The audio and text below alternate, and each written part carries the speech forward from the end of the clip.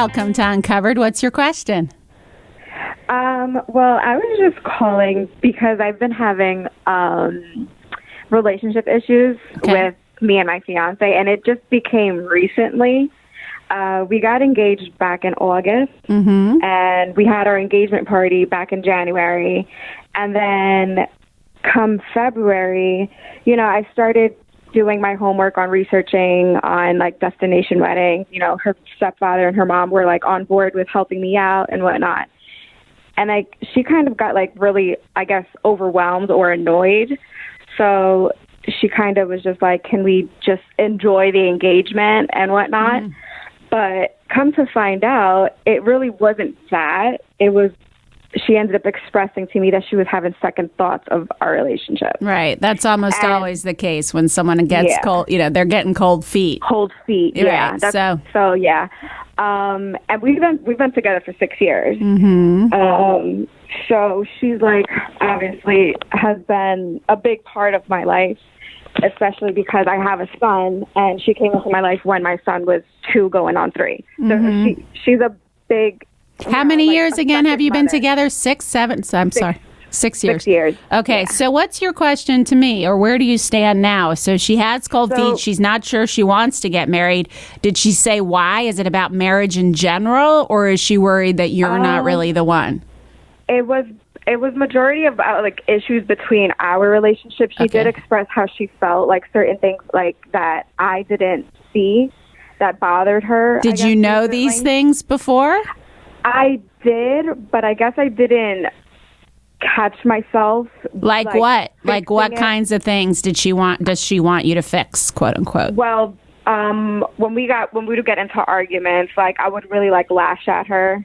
And basically, like, it would get, like, very, very, like... Very below the belt verbally? Yeah, verbally. Okay. Never, like, physical at all. But you know that, because if you're a verbal attacker, that is almost always because you were verbally attacked or abused as a child. So you know how much damage that can do, right? Yeah. Okay. Yeah. But, as with most people who aren't in control of the way they speak or act when they're angry, it's not like you're doing it on purpose. You've just never had a model or learned how to communicate well. So yeah, that could be a deal breaker, is that you don't know, you're not willing, because you have to be able to fight in a healthy way if you're going to have a successful relationship. Okay, what else does she have? What other problems? There was definitely, there's lack of communication between the relationship. Not from me necessarily, but from her part. She tends to stay quiet and non-confrontational.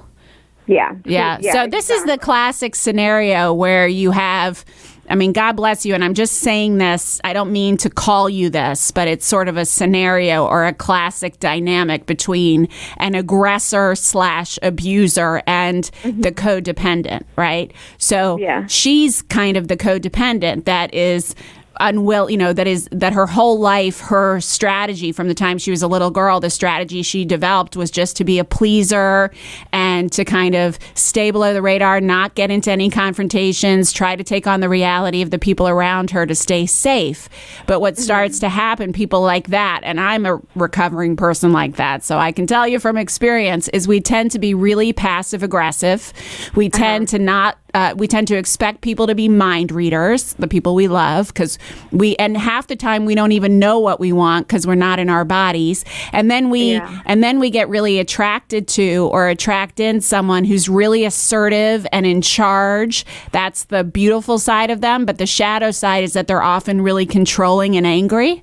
And I think that's who you are in the relationship. Yeah. And then you play off each other. So she then she doesn't want a conflict with you. She doesn't want you to freak out. She doesn't want to deal with your anger, so she doesn't bring it up. And then she stews and resents and starts withdrawing from the relationship, and then there's nothing you can do to make it right. So that's the dynamic you're talking about. And I agree with you. Neither one of you should get married to that dynamic because it's not going to make for a healthy, happy marriage. But that doesn't mean that you can't create a relationship that will make a healthy, happy relationship. And I would highly recommend it. If you've invested 6 years together into this relationship, there are obviously a lot of strengths there and a lot of love there. And so definitely, yeah. Why don't you go to couples therapy and learn about how to do this better, both of you?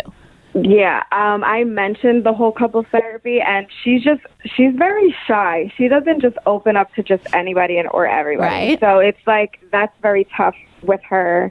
As to me, I'm very like vocal, like I'm able to express my feelings and whatnot. Right. I did start like, you know, doing some inner healing and whatnot, and just basically working on myself first.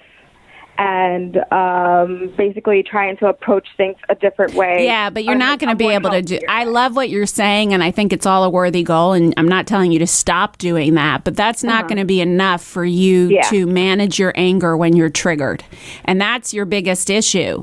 And that's that's just your set point. That's how you've been conditioned since you were a little girl. So.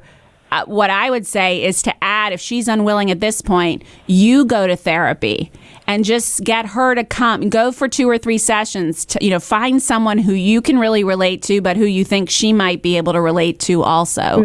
And you start going. That person is going to be able to work with you on the anger issues, on the personal empowerment stuff you want to do. And then 2 or 3 sessions in, you can get the guidance of that therapist too to coach you on how to do this. But you go to your fiance and you say, listen, I've been going to therapy. She'll be happy that you're doing that because she feels like, there are these issues she wants you to address. So that's a real sign to her that you're investing in that, right? And you go to the therapist, but then you go to your fiance and you say, listen, I've gone to 2 or 3 sessions. It would really help me, especially because some of these things, I get triggered about things in the relationship. It would be really helpful if you could just come in for me, for a couple of sessions. And then that therapist you've been working with, who now understands the dynamics, knows you well, and then brings your fiance in, will be able, hopefully, to engage her to stay in some couples work with you.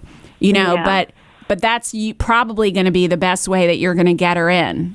But in the meantime, you can be getting the help you need. Does that make sense? Yeah, no, it definitely does. And I was already trying to urge basically to that pathway and eventually, get to where I can get her in type of thing. Because she's, like I said, she's very shy. Yeah. She doesn't, Well, that means that's also, this is how we choose. We always choose someone. We always fall in love with someone who's going to be our greatest teacher and who's going to trigger our deepest wounds. And it's really ironic because if asked, all of us would say no thank you to that. But we tend to fall in love with people who are going to trigger our stuff. And that's part of the beauty. That's for me as a couples therapist, that's one of the most fascinating things about couples therapy is that every single time it's so clear to me, even in your relationship with your fiance, you chose someone who doesn't speak up, who doesn't stand up, who doesn't come forward assertively or clearly. And that feels very familiar to you, I'm guessing. And it also gives you a false sense of control, at least in the early days of the relationship, because you thought she was cool with you directing everything and controlling everything.